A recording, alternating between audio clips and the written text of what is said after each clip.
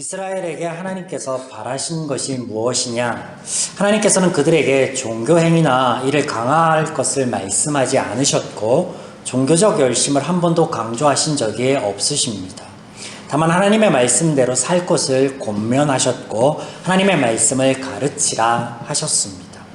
그 단 하나의 이유는 모든 인간이 행복을 누리며 살 수 있는 삶의 원리가 하나님의 마음과 원리, 뜻이 담겨있는 이 말씀 안에 있기 때문입니다. 그래서 하나님께서 이렇게 말씀하셨죠. 사람이 준행하면 그 가운데서 삶을 얻는 주의 계명. 또 우리는 모든 사람은 죄인이다 라는 하나님의 말씀도 기억하고 있습니다. 이스라엘이 하나님의 은혜의 역사 안에 고백도 하고 찬양도 하였으며 견고한 언약을 세워 하나님의 말씀을 따르며 살겠습니다 라고 결단하였지만 그들은 여전히 죄 문제가 해결되지 않은 죄인이기에 오늘 본문에서 그 죄의 한계를 우리는 또한 보게 됩니다. 본문 13장 1절에서 3절의 이방인의 축출 장면은 12장에서 낙성식이 있었던 그날, 바로 그날에 하나님의 말씀이 낭독되어졌고 시행되었던 것입니다. 그리고 4절부터 31절까지의 사건들은 이런 낙성식이 있은 후 시간이 약 12년 정도 흐른 이후의 이야기입니다. 그래서 느헤미야가 재방문한 때를 기록하고 있는데 시간적 갭이 있는 것을 여러분 아셔야 됩니다. 성벽이 완성이 되고 낙성식이 있은 후에 느헤미야는 페르시아로 돌아갈 수밖에 없었습니다. 왜냐하면 성전을 짓고 성벽을 완성하고 돌아오라라고 하였던 왕의 명령이 있었기 때문에 그래서 그간의 총독으로서 어떤 업무들을 수행했으며 또 어떤 것들을 하였는지 그 경과보고에 대한 것이 필요하였고 이를 위해서 예루살렘이 아닌 페르시아로 돌아간 후에 이런 일들이 발생했고 또 12년 시간이 지나서 다시 돌아온 느헤미야가 1년의 이 사건들을 가지고 개혁을 추진하고 있는 것들을 보게 된다. 그래서 차례대로 이 사건들을 살펴보면 4절에서 9절은 성전의 훼손입니다. 10장 39절에서 이스라엘은 우리가 하나님의 전을 지키겠노라 다짐하였었는데 다른 이도 아닌 제사장이 이것을 어깁니다. 성전에 사적 공간을 만들고 그곳에 대적이었던 도비아를 드립니다. 다 같은 죄인인데 제사장이라 다르겠습니까? 다만 성경의 이런 류의 표현이나 사건의 전개는요, 위로부터 아래까지 모든 백성들에게 이런 죄의 모습, 이런 범죄함의 모습이 있었다라는 것을 보여주는 성경의 어떤 방식이다, 표현 방식이다 라고 이해하면 되겠습니다. 아무튼 여러분 기억하시는 것은 여기에 도비아가 성벽 재건의 방해 중추적인 역할을 하였던 인물이었다라는 거예요. 또 본문에 등장하는 제사장 엘리아십과는 혼인관계로 맺어진 인척이기도 하다라는 것입니다. 이 도비아가 있던 방은 사실 레위인들과 성전 봉사자들을 위한 예물과 11조를 두는 곳입니다. 그런데 어떻게 도비아가 그곳에 살림을 차릴 수 있었을까? 우리는 다음 구절들에서 그 이유를 보게 됩니다. 10절에서 14절 11조를 하지 않음. 10장 35절에서 37절에 그들이 토지소산의 첫 열매와 가축의 처음 난 것을 비롯하여 11조를 하나님께 드리고 이것을 레위인을 위하여 사용하겠다라고 다짐을 합니다. 그러나 불과 10년 만에 이것이 지켜지지 않고 있음을 우리는 보는데 아마 12년이 지나서 이게 발생한 게 아니라 그 이전부터 이런 문제들이 차곡차곡 쌓여서 터진 것이겠죠. 하나님의 전 곳간은 텅텅 비었고 성전 봉사자들은 살 길을 찾아 각각 뿔뿔이 흩어진 지 오래입니다. 그 텅 빈 곳에 대적 도비아가 자리 잡고 있다라는 것을 보게 됩니다. 이와 같이 이스라엘 중에 하나님께서 우리의 삶을 책임져 주신다라는 고백인 11조가 끊어졌습니다. 이것이 끊어졌는데 안식일이 지켜질 리 만무하겠죠. 그래서 15장 22절에는 안식일 문제가 등장합니다. 안식일에 장사하는 사람들의 행렬이 끊어지지 않습니다. 느헤미야가 이를 방지하기 위해 성문을 걸어 잠그고 그리고 경계하였음에도 불구하고 짐을 가지고 성 밖에서 기다리는 무리들이 있습니다. 10장 31절에 안식일의 지킴과 더불어서 이방민족과 더불어서 장사하지 않겠노라. 아주 구체적으로 그들이 다짐하고 있지만 또 정확하게 그것 또한 지키지 못하고 있음을 우리는 보게 됩니다. 본문에서 안식일을 지키고 있지 않음에 대하여 두 가지 사실을 서술하고 있습니다. 15절에 어떤 사람이란 표현을 하고 있지만 이스라엘 모든 사람들이 안식일을 지키지 않았음을 표현하고 있는 것이다. 앞서 제사장 이야기를 통해서 같은 방식이다라는 것을 여러분 기억해 주시고, 이러한 사실을 보충하듯이 16절에는 두로 사람에 대한 언급을 통해서 이스라엘뿐 아니라 이방 민족들도 안식일을 지키지 않고 장사하는 이 일에 동참하고 있음을 기술하고 있습니다.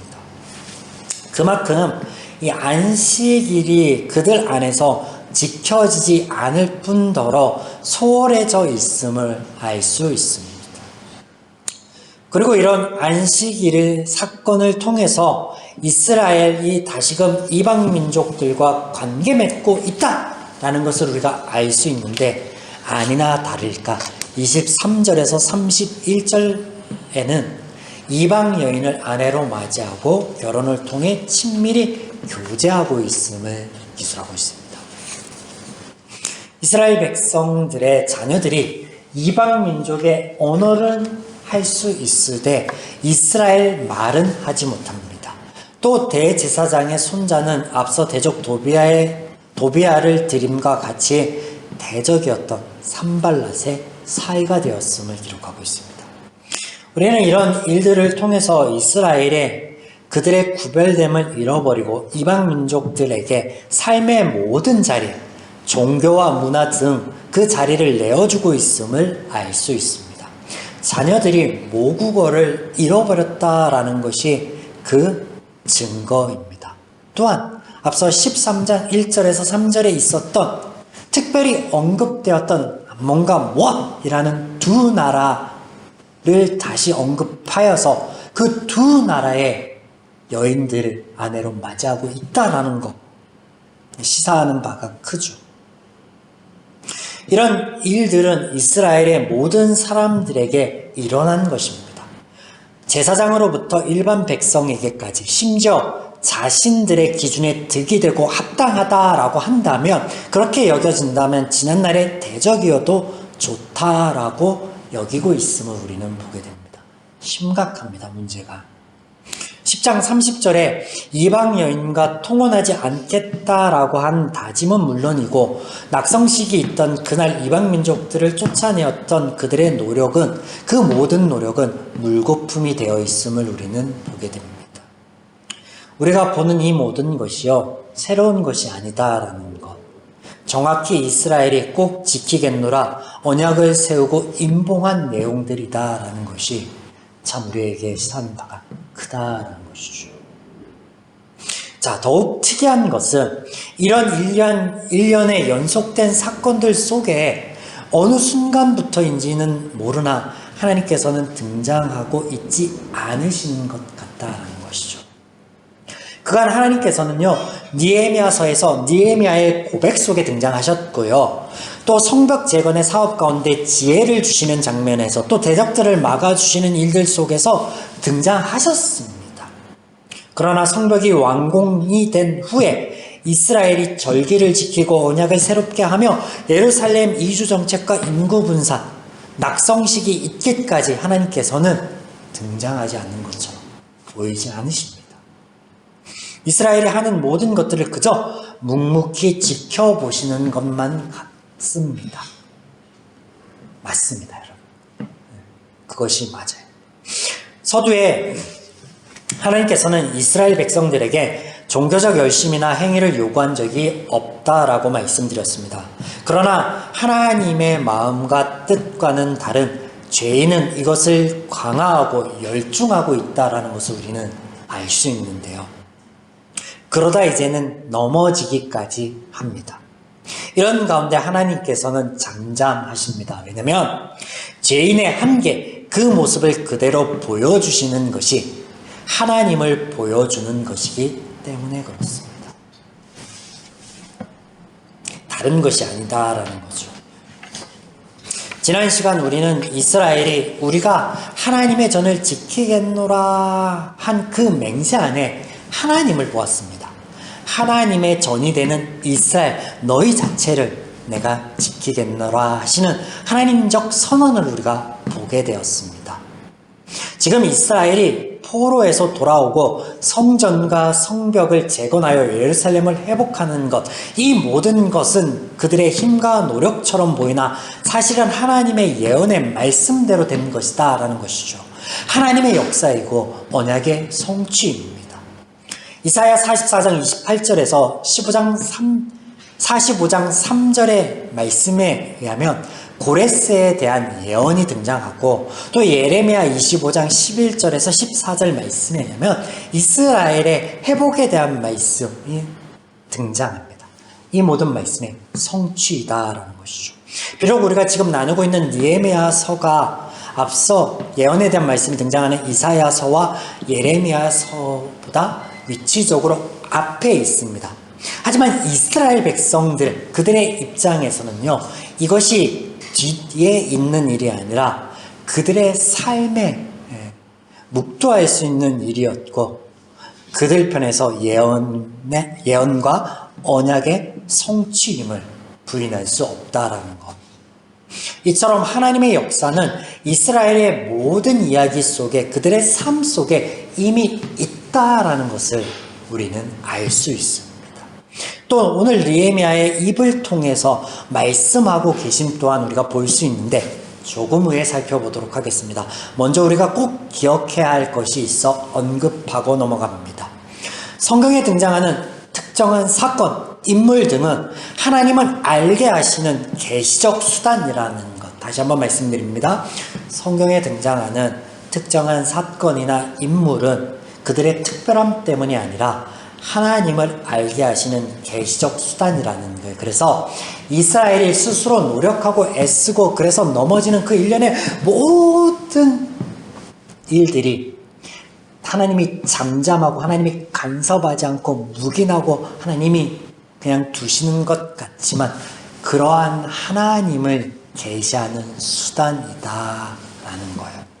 이제 본문의 일련의 사건들과 느헤미야의 고백 속에 하나님께서 계시하는 것이 무엇인지 나누도록 하겠습니다. 첫째, 하나님의 모든 사역이 은혜임을 알려주십니다. 죄인인 이스라엘의 모습을 통해 우리의 힘과 노력이 아닌 오직 하나님의 은혜로 되는 것임을 우리는 다시금 깨닫게 됩니다. 이것은 이스라엘 백성이 하나님의 말씀을 따르며 살겠노라 한 모든 수고와 애씀을 부정하는 것이 아닙니다. 인간적 수단과 애씀의 무용함을 이야기하는 것이 아니라 죄인의 한계와 또 이런 연약한 인간을 위하여 하나님께서 어떤 은혜를 베푸셨는가를 알게 하시는 것, 그 하나님의 은혜를 보자라는 말씀을 드리고자 하는 것이다 라는 거 기억해 주시고요. 둘째, 은혜이기에 항상 함께 하시는 하나님을 알려주십니다. 귀환과 완공, 종교적 열심에 이르기까지 이스라엘 백성들은 스스로 대견할 만합니다. 왜냐하면 어렵고 힘든 그 모든 과정을 이겨내고 성전과 성벽을 완공하였으며 또 예루살렘을 회복하였고, 동시에 그들의 신앙의 회복을 이룬 그들 스스로의 모습을 그들은 볼 수 있기 때문이죠. 그 가운데 어찌 자고하지 않을 수 있습니까? 어찌 기뻐하지 않을 수 있고 어찌 즐거워하지 않을 수 있습니까? 이때 하나님께서는 그들 안에 있는 자만과 자고가 아닌 하나님의 은혜를 누리게 하며 하나님의 역사를 기억하게 하시며 잠잠하며 보이지 않으시는 것 같으나 여전히 함께 하시는 하나님을 알려주십니다. 이때도 마찬가지 그들이 기뻐하고 그들이 즐거워하는 것을 하나님이 막으시는 것이 아니라 죄적 발상들이 아니라 하나님이 함께 하시고 하나님의 은혜임을 기억하게 하시는 것으로 이와 같은 말씀하시죠. 12장 43절 이날에 무리가 큰 제사를 드리고 심히 즐거워하였으니 이는 하나님이 크게 즐거워하게 하셨음이라. 그리고 그들이 고백한 하나님의 전을 지키는 것을 하나님께서 하시는데 느헤미야를 통해 하나님의 전인 이스라엘 자체를 구별됨을 지키심으로 넘어진 그들을 위로하시기까지 하십니다. 느헤미야의 고백, 기억하옵소서를 통해 이런 하나님의 일하심을 우리는 볼 수 있습니다. 오늘 본문에서 이스라엘이 다시금 그들의 다짐과 언약을 지키지 못하고 있을 때 하나님께서 느헤미야를 통해 그들의 구별됨을 지켜내시는 대목이 등장하는데 이때 느헤미야의 기도가 그 가운데 함께 등장합니다. 그 기도의 내용을 보면 계속해서 반복하여 등장하는 단어가 있습니다. 14절 내 하나님이여 이 일로 말미암아 나를 기억하옵소서. 22절 내가 또 레위 사람들의 몸을 정결하게 하고 와서 성문을 지켜 안식일을 거룩하게 지키게 하였으니 내 하나님이여 나를 위하여 이 일도 기억하옵시고 31절 또 정한 기일 내 나무와 처음 익은 것을 드리게 하였으니 내 하나님이여 나를 기억하옵소서. 본문에서 과연 느헤미야는 무엇을 하나님께 기억해 달라라고 기도하고 있으며 하나님께서는 무엇을 기억하실까요? 먼저 1절에서 3절 말씀을 보시겠습니다. 앞서 잠깐 설명드렸듯 낙성식이 있던 그날 그들이 하나님의 말씀을 낭독하고 그 말씀 가운데 이방민족 특별히 암몬과 모압 사람을 영원히 그들 가운데 들이지 말 것에 대한 말씀을 듣고 이것을 실천에 옮깁니다.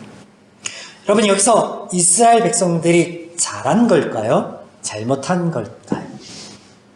아니 무슨 질문이 이렇죠? 호람스럽습니까? 자 생각해 봅시다. 만약 하나님께서 특정한 민족은 영원히 하나님의 백성이 될 수 없다, 하나님의 자녀가 될 수 없다 라고 한다면 암몬과 모압처럼 그건 말이 되겠습니까? 네, 그렇지 않죠. 이 말씀의 핵심은요, 암몬과 모압을 영원히 끊어내라는 것에 있지 않습니다. 그럼 무엇에 있나요? 구별됨을 지키는 것. 더 특별히는 하나님의 말씀을 기억하는 것. 여기에 핵심이 있습니다.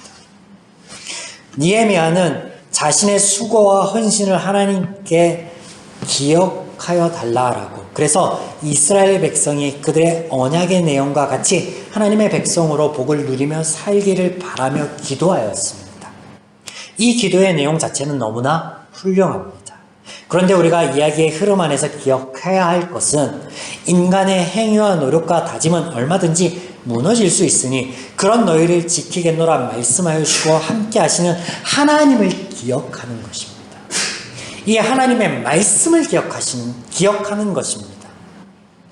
하나님께서는 이스라엘의 연약함, 죄인의 한계를 아십니다. 그래서 이 일련의 일들로 그들을 나무라거나 벌 주시는 일체의 장면이 성경에는 등장하지 않습니다. 그래서 더 잠잠해 보이는 것처럼 여겨지죠. 오직 하나님의 위로하심을 나타내시는 느헤미야를 통해 하나님의 역사로, 은혜로 그들이 지키지 못하였던 것들을 지켜내므로 복을 누릴 수 있게 하여 주십니다.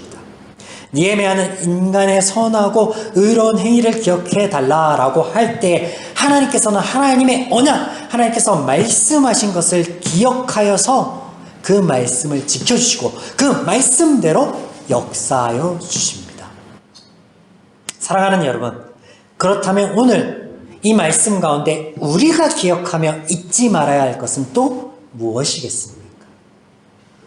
그것은 연약한 나의 결단이 이어지고 지켜질 수 있도록 하는 하나님의 은혜의 역사는 우리의 행에 있는 것이 아니라 하나님의 약속의 말씀에 있고 그 약속의 말씀을 붙들고 기도하는 것에서 있다. 그래서 하나님의 말씀에서 나온다라는 이 하나님의 말씀을 잊지 마시길 바랍니다. 기억하시길 바랍니다. 또 우리의 신앙과 삶은 영적 전쟁 안에 있다라는 것을 기억하십시오. 이스라엘의 모습을 통해서 우리가 알 수 있듯이 우리는 넘어지고 일어남을 반복합니다. 이것이 우리의 삶의 연속이에요. 우리의 삶입니다. 끝으로 이런 우리의 전쟁과도 같은 삶 속에서 몇 가지 제안을 하고 말씀을 마무리 짓고자 합니다. 고린도전서 10장 12절에서는 하나님께서 이렇게 말씀하십니다. 선줄로 생각하는 자는 넘어질까 조심하라. 우리가 이 영적 전쟁 안에서 무엇을 기억하고 무엇을 조심하면 좋을까? 우리가 무엇으로 돌아보고 점검하였으면 좋을까? 말씀드립니다. 첫째, 우리 마음을 점검해야 합니다. 하나님의 전에 있어야 할 것이 없고 대적인 도비아가 자리 잡고 있음을 우리는 보았습니다. 마찬가지 하나님께서는 우리의 마음이 하나님의 전이라 하였습니다. 그러나 우리가 그 하나님의 전된 우리의 마음 가운데서 있어야 될 하나님에 대한 감사, 하나님에 대한 말씀, 찬양 이런 것들이 있지 않고 비워져 있다면 그 안에는 세상 것들, 다른 것들로 채워지게 될 것입니다. 사단은 결단코 그 빈 방을 그냥 두지 않을 것이기 때문입니다. 둘째, 우리의 예배를 점검하는 것입니다. 예배는 하나님을 높여드리는 것, 하나님을 찬양하는 것이 아닙니다. 하나님을 기억하는 것, 하나님을 신뢰하는 게 예배예요. 그래서 주일날, 수요일에, 금요일에 새벽에 나와서 드려지는 그 행위 자체가 예배라고 하지 않아요, 성경. 하나님의 하나님됨을 기억하는 것, 그래서 그 신뢰를 바탕으로 하나님의 말씀을 따르고자 하는 삶, 그것이 예배라고 우리에게 말씀하시는데 이 기초에 우리가 기도하며 찬양하고 말씀을 전하는 거예요. 또 헌신하고 예물을 드리는 거예요. 이스라엘이 하나님의 일하심과 채우심에 대한 이 신뢰를 잃어버렸을 때 11조와 정한 예물을 드리지 않게 되자 성전 봉사자들이 이탈하게 되고 제사를 드려지지 않게 됩니다. 그러니 그들의 안식조차 무너진 것을 우리가 기억합니다.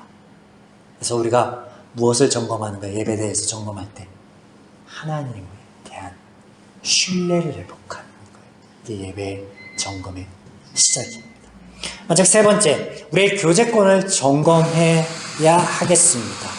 하나님께서는 이스라엘 백성들에게 끊임없이 이방 민족을 멀리할 것을 말씀하십니다. 무엇 때문입니까? 그들이 이스라엘로 하여금 하나님으로부터 멀어지게 할 것이기 때문에 그렇습니다. 오늘 우리가 함께하는 이들이 누구인가는 그래서 중요한 대목이 됩니다. 단순한 크리스천을 넘어 교회에서 만나는 사람이 아니에요. 삶 가운데 하나님의 말씀을 따르고자 하는 신실한 자들, 몸부림치는 이들과 함께하며 가까이 해야 합니다. 바라건대 우리 교회 모든 공동체 일원들은 그런 사람이기를 주님의 이름으로 축원드립니다. 아멘.